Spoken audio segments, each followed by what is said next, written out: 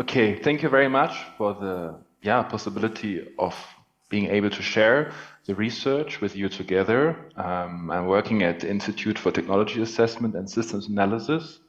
So we are also very tied to the German Academy of Sciences, basically a partner institute doing technology assessment in Germany of what you're doing, and probably also in Hungary.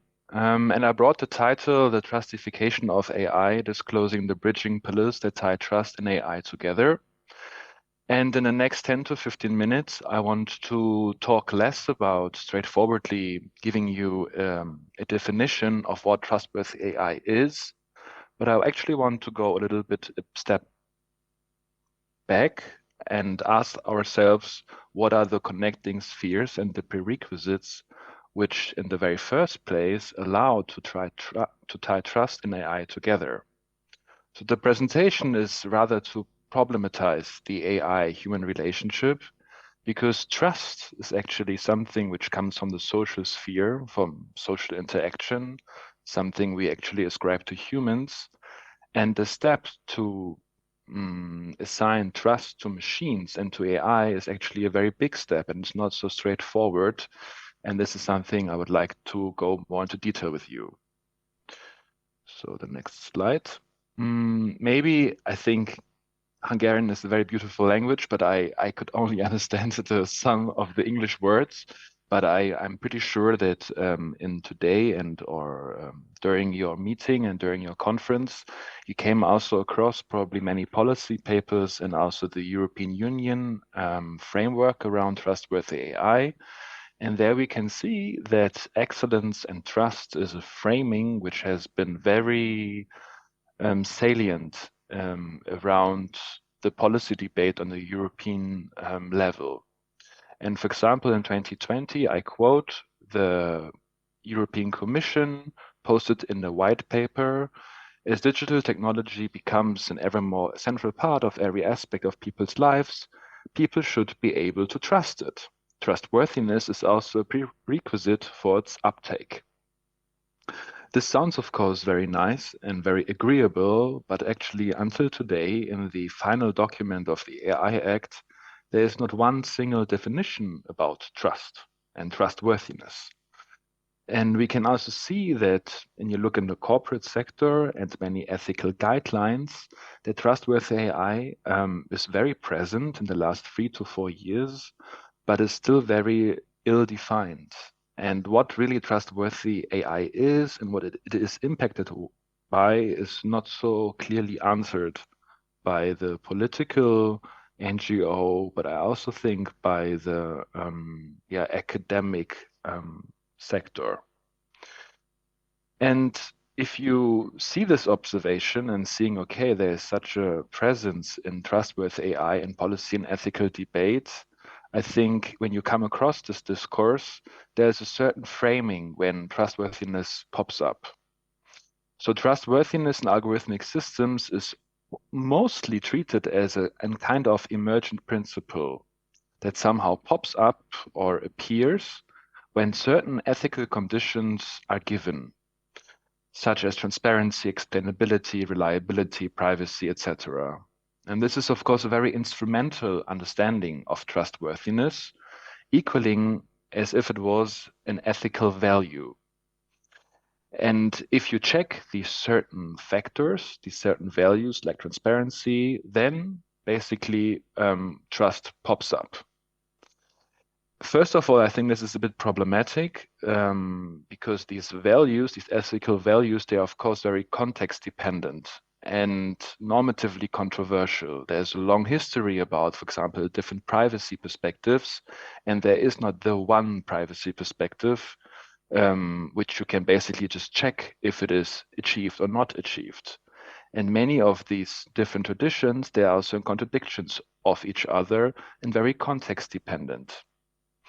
But I think on a very plausible and hands-on approach, even more, it is a bit, far-fetched from reality that if you check certain ethical guidelines, then trust just appears as a result. Because users, on a user perspective, first of all, they don't have the resources and don't have the time to deal with all these different ethical values. As a resource, I mean, as a user, I cannot check if all the data which gets processed if I use a certain app is stored in a private way, if the social app is, for example, very reliable in its sense, and there's a lot of loss of control. And I think from this loss of control, this is a way better departure point to understand the very nature of trust and what trust is. Because trust, I think, is not an ethical value. Trust is something which appears in social interaction. It is a social emotional phenomenon that occurs in context of uncertainty and loss of control. When we trust somebody, we give away control and sovereignty. If I had perfect control of my surrounding, there wouldn't be any need of trust. And of course, if we engage in a trust relationship, we make ourselves vulnerable because we hope that others act on our behalf. So it is maybe true that transparency, explainability, and reliability can contribute to a trustworthy environment where people are rather to accept AI, but I think it's too quick to jump from an ethical values from transparency, explainability, which are very technical focused. So they really look at the certain properties of the technical object, and then apply this to the social sphere, because trust is something which actually evolves from the social sphere, as I tried to make clear, it derives from social interaction. And if you follow this kind of reasoning, then we see, okay, the user, as you use, for example, certain apps or certain platform applications where AI is used, we see that the user has very little control and even less understanding how these algorithmic systems are work and how they are embedded. So he, she, they cannot understand actually how it is functioning and how transparent and how reliable this product is. So we are thrown back as a user to a relationship of trust. But who or what we actually trust is not so clear here. Can we say that we trust an algorithm? This is already a weird anthropomorphization. What is this? What is this thing? What is this relation or agent we are actually trusting? Because I think it's by no means, and this is something I will talk about in the next 4 to 5 minutes, only about the technical object and its performance where trust is influenced by. I think that the relationship must be understood between user and algorithmic systems as mediated. And to understand this mediation, and of course, this is now a very big graph, you can see a very complex scheme. And I will walk through this scheme in the next 4 to 5 minutes to really show you the different dimensions where trust is actually playing a role. So you can see on the left side, we have perspectives, concepts, and ontologies, which are certain variables. And on the top, you see also 4 different variables, which is appearance, network, institutions, and communication. And in these very top 4 categories, I call them environment or perspectives, I think we have to look into when we want to understand the phenomenon of trustworthy AI. I will start with the first one, which is trust in AI from the appearance perspective. And I think many of you know or have heard maybe ELIZA as a phenomenon already back in the 60s, in 1966. So the appearance perspective looks very much at the human-machine interaction. So it's a very individual two-machine interactive perspective. This can be the interface, a robot, or a chatbot. And of course, we can see already since the 1960s that through anthropomorphism and insecurities, we start to trust certain algorithmic objects and systems, even though we don't understand them, and even though they may be very stupid systems. So ELIZA was a very simple chatbot from a long time ago. But people project emotions on these objects, on these algorithmic um, applications, and they actually talk about very intimate stuff about their depression, about their diseases, about their social and pathological situations and conditions, and they're actually making themselves very vulnerable to an object which is not at all understanding them. And maybe you have also seen the movie Her, where somebody, like I think acted by Joaquin Phoenix, is falling in love with an AI. And love, of course, is we're making ourselves most vulnerable because we're showing our very much exposing our emotional disposition. And I think the second perspective is the network perspective, where trust makes a difference. So think about that it makes a difference whether an algorithmic system is operated by the company Meta or an open source company, and how different algorithms are embedded in networks. This can be companies, providers, platforms, and programmers. So we are here entering a kind of systemic trust perspective, because as an individual, of course, I cannot know if the company or the programmers, they're really doing reliable work, if they're really performing on what they promise. Certainly, I do not only trust the algorithm, because if I hear that the algorithm or the application is maybe offered by a big company like Meta, who was in a scandal recently, I might trust this program less because of how it is embedded in a certain platform or by a certain provider. So definitely, this largely impacts our trust relationship. But of course, the user has no overview of all this different network, because it is too complex. And this is where I get to the third layer, which is institutions. Because as users cannot oversee this variety of different actors, from the production to the provision of an application, we need institutions like the AI Act, which you can see on the left side, and its risk categories, which bridge this uncertainty. So we want institutions to reduce certainty and complexity in order to mediate information disparities. So I don't need to trust Meta if I know that the regulation is very tough and embedded and implemented on a European scale. So I don't need to trust a company if I know that the regulators are doing their work well. So this is another institutional trust dimension, which is also coming from sociology and institutional literature. And the last perspective is a communication perspective. And here you see on the left Sam Altman.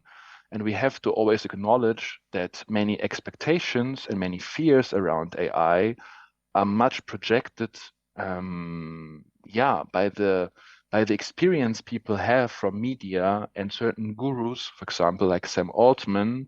And this kind of belief of the singularity or this very attention frenzy AI gets through summers and winters is, of course, also very much influencing our trust relationship. Because if I have great expectations, these expectations can be crushed because I see AI was just a hype and I invested money into it because I trusted this technology. But now I see it was actually only some opportunist leaders from the tech valley who profited. I come to the end. So I think it's not so satisfying in the end to not be able to say trustworthy AI is X, but I think that we have to understand that trust in algorithmic systems mobilizes larger epistemic, social, and political dimensions. It does not only have to do, or really little to do, with the checklist ethics. You cannot understand trust in AI only looking at mechanical, technical properties. The dimensions I talked about from institutions, phenomenology, etc., overlap, they are messy, and they work more explicitly, sometimes more implicitly, but they're very powerful. be it materialities, reputations, and expectations. And we have to see that we take these into acknowledge. That's it. Thank you very much for your attention. If you want to further read or have questions, of course, there's also a publication on this presentation. Thank you very much. Hello everyone. First of all, I want to thank the organizers for inviting me to give this talk. My name is Cristobal Rodolfo Guerra-Tamez from Monterrey, Mexico, where I teach and have a research group that specializes in design and emerging technology marketing at the University of Monterrey. In the few minutes, I'll share findings from our recent study on how Generation Z forms or withdraws brand trust in an environment increasingly filtered by artificial intelligence tools. We'll look at 3 AI-related drivers: daily exposure, personal attitude, and perceived accuracy, trace how they converge into brand trust, and see how that trust converts into purchase decisions once an immersive flow experience kicks in. Along the way, I'll highlight practical tactics for marketers, ethical guardrails for policymakers, and opportunities for interdisciplinary research. So, whether you're watching from Vesprem, Hungary, or anywhere else in the world, thank you for your attention. Let's then discuss why trust has become the algorithmic currency of Gen Z commerce. To appreciate our results, we first need to frame why trust has shot to the very top of the marketing agenda. Picture a typical Gen Z shopper, phone in hand, TikTok open, a friend's link to an AI-generated product review flashing on screen. They swipe, glance, and decide in roughly 8 seconds whether a brand feels credible. That's the latest figure from Deloitte's 2024 Gen Z Insight Report. Now amplify that snap judgment with algorithms that curate every feed, every price, every influencer cameo. Artificial intelligence doesn't just add information, it shapes the very context in which information is interpreted. A slightly off-target recommendation, a chatbot that feels scripted, or an unexplained algorithmic price change can collapse loyalty in an instant. In short, trust has become a fragile algorithmic currency. Brands that master AI transparency and precision thrive, those that stumble face immediate rejection. This is the urgency and problem that drives the research you're about to see. With that context in mind, here are the 3 questions we set out to answer. First, we wanted to know which AI-related factors actually move the trust needle. So we measured daily AI exposure, personal attitude toward AI, and, crucially, perceived accuracy of AI outputs, then tested how each one feeds into brand trust. Second, we asked the classic marketing question: does trust translate into action? In other words, does brand trust reliably predict a Gen Z consumer's intention to buy? Third, we explored how that translation happens by introducing flow experience, that immersive state where time seems to disappear while you're scrolling or shopping. We tested whether flow mediates the path from trust to purchase, acting as a psychological bridge between believing and buying. These objectives tie the psychology of immersion to the mechanics of AI and the hard metrics of purchase intent, giving us a holistic look at trust in the age of algorithms. On screen, you'll see our entire model distilled into one graphic. 3 predictor boxes on the left: AI exposure, attitude toward AI, and perceived AI accuracy, all send arrows into the central node, brand trust. Those are hypotheses H1, H2, and H3. From brand trust, a bold arrow shoots right toward purchasing intention. That's H4, the assumption that trust is the engine of commercial action. Beneath that main highway sits flow experience. 2 curved arrows form a detour. Trust feeds flow, H5, and flow feeds purchase, H6. If both of those arrows prove significant, flow partially mediates the trip from believing to buying. Think of it as the emotional fast lane that turns confidence into clicks. The framework blends trust transfer theory, how confidence in one element spills over to another, with accuracy heuristic research and Mihali's flow theory. Together, they let us test not just whether AI matters, but why and through which psychological tunnel it converts attention into transactions. To test those hypotheses, we ran a cross-sectional online survey during July-September 2023. Sample: we collected 224 valid responses from Mexican Generation Z consumers aged 18-26 recruited through 3 universities, UDEM, UANL, and Tec de Monterrey, so every participant was a verified digital native. Fashion shoppers made up about 64% of the sample, with tech, beauty, and education rounding out the rest. Instrument: each construct, AI exposure, attitude toward AI, perceived accuracy, brand trust, flow, and purchasing decision, was measured with 4 7-point Likert items adapted from established scales. The survey was drafted in English, back translated into Spanish, and pilot tested with 40 Gen Z students to ensure clarity. Procedure and analysis: we randomized item order to curb common method bias, then analyzed the data using PLS-SEM in Smart PLS4 with 5,000 bootstrap samples. Reliability, validity, and collinearity diagnostics all met accepted thresholds before we estimated the structural model. In short, the design mirrors real-world, mobile-first shopping behavior while giving us the statistical power to probe 6 interconnected paths in the model. Before touching the structural results, we verified that every scale behaved properly. Otherwise, the path coefficients would be meaningless. Reliability first. Cronbach's alpha values run from 71 to 83, comfortably above the 70 benchmark. Composite reliabilities mirror that range, so each construct is internally coherent. Convergent validity. The average variance extracted for every latent variable sits at 54 or higher, meaning each item set captures more shared variance than noise. Discriminant validity: we cross-checked with the HTMT ratio, and all pairs came in under 85. In plain English, flow is statistically distinct from brand trust, and perceived accuracy can't be confused with simple AI exposure. Multicollinearity: variance inflation factors are all below 2.4, so no predictor is stepping on another's toes. Taken together, these diagnostics tell us the measurement model is solid, allowing us to interpret the structural paths with confidence. Now for the headline numbers. Path 1. AI exposure. Brand trust comes in at VPUIR 0.35 and is statistically significant at P.05. Simply put, the more Gen Zers bump into AI-driven tools each day, the more open they are to trusting the brand behind those tools. Path 2. Attitude toward AI. Trust is weaker but still significant, VE or 0.13 P.01, suggesting that a general techno-optimism nudges trust upward, but it's not the main engine. Path 3. Perceived AI accuracy. Trust clocks in at V.030 P.01. That means when the algorithm feels right, recommendations actually match preferences, trust rises almost as much as with raw exposure. Finally, the payoff. Brand trust.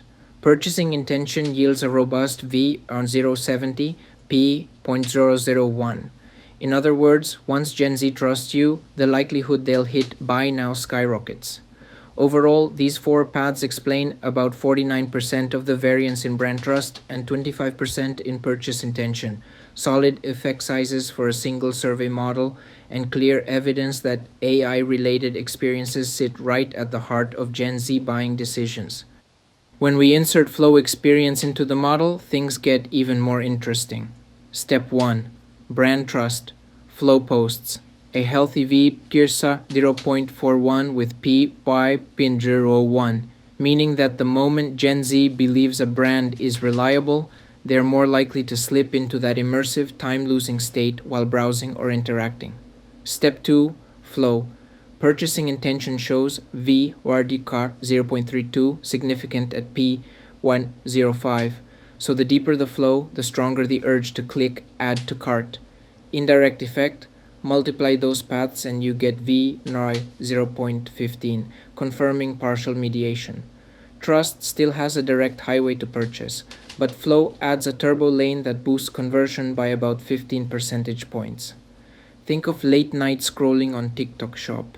You trust the brand, the algorithm nails your taste, you fall into flow. and suddenly the checkout page feels inevitable. The takeaway? Great AI isn't only accurate, it's absorbing. Brands that engineer smooth, engaging micro experiences translate trust into tangible sales far more efficiently than those that treat AI as a mere utility. Let's distill those numbers into four plain language insights. First, accuracy beats novelty. Daily exposure to AI helps, but what really earns Gen Z's trust is the sense that the algorithm actually gets me. When recommendations feel spot on, confidence jumps almost as much as with sheer frequency of use. Second, flow is the catalyst. A trustworthy brand plus an immersive interface acts like jet fuel, turning curiosity into a concrete purchase faster and more often. Skip the friction, and you skip the sale. Third, trust is a powerhouse predictor. In our model, trust alone explains roughly 70% of the variance in purchase intention under AI rich conditions. That's an enormous lever. Move it a little, and revenue moves a lot. Fourth, transparency is non negotiable. Gen Z actively audits what the algorithm is doing. One unexplained price shift or a creepy recommendation, and loyalty can evaporate in a single swipe. Together, these insights tell brands and regulators that precision, immersion, and openness are the new holy trinity for earning and keeping Gen Z consumers in an AI driven marketplace. So, how do we turn those insights into concrete action? For brands and marketers, three moves. 1. Show your math. Add small, plain English tooltips or badges that explain why a product was suggested, what data points were used, and how often the prediction proves right. That single gesture reinforces perceived accuracy and trust. 2. Design for glide. Remove friction, fast load times, intuitive swipes, subtle progress cues, so the shopping journey feels effortless. Remember, flow is the conversion accelerator. 3. Align ethics with UX. Make sure your algorithm never contradicts stated brand values. If you claim sustainability, don't recommend fast fashion knockoffs. Consistency solidifies credibility. For educators, regulators, and platforms, three guardrails. 1. Digital literacy curricula. Equip students and parents with micro modules on how AI curates feeds and prices, so they recognize persuasion tactics. 2. Standardized AI use labels. Similar to nutrition facts, a short disclosure. Powered by predictive AI, last model audit, April 2025, helps users gauge risk.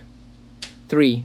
Limit hyperpersonalization. Set thresholds on how finely an algorithm may target emotional states.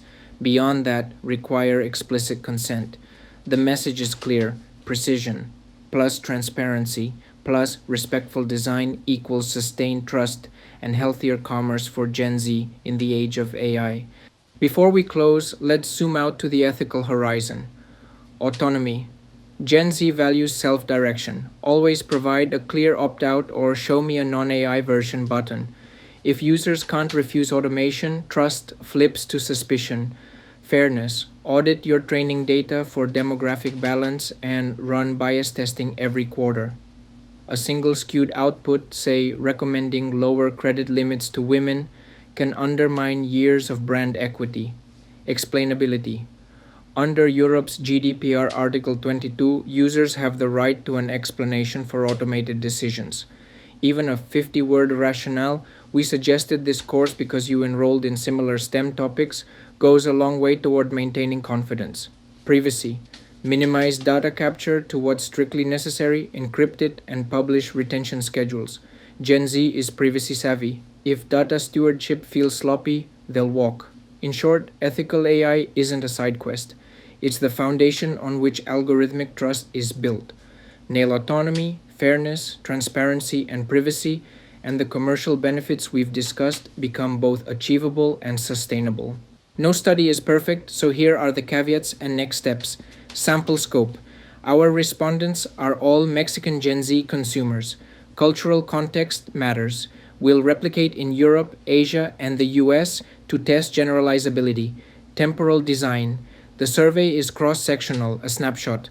Starting this autumn, we're launching a 2-year longitudinal panel to watch how trust and flow evolve as AI tools become more pervasive. Construct breadth. We focused on 3 AI drivers. Future rounds will add perceived privacy risk, digital fatigue levels, and sustainability cues to see whether they dampen or amplify trust. Method mix. Finally, we want to pair quantitative paths with biometric UX data, eye tracking, and galvanic skin response to capture real-time flow instead of self-reports. So if you're a psychologist, ethicist, or data privacy lawyer interested in collaboration, please get in touch. Expanding this dialogue across disciplines is the only way to build truly trustworthy AI ecosystems. That wraps up the key findings. Thank you for watching, and thanka again to the Hungarian Academy of Sciences Vesprem Regional Committee for curating this dialogue on trust in the age of AI. If you'd like to explore the full dataset, structural equation files, or survey instrument, simply scan the QR code on screen. It will take you to an open access folder containing the paper, the anonymized raw data, and replication scripts. I'm Cristobal R. Guerra-Tamez. Feel free to reach out by email at cristobal.guerra@udem.edu, whether you have methodological questions, collaboration ideas, or just want to share a skeptical viewpoint. Although this is a recorded talk, I'll be monitoring the conference forum throughout the day, so please drop your questions there and I'll respond promptly. Once again, thank you very much.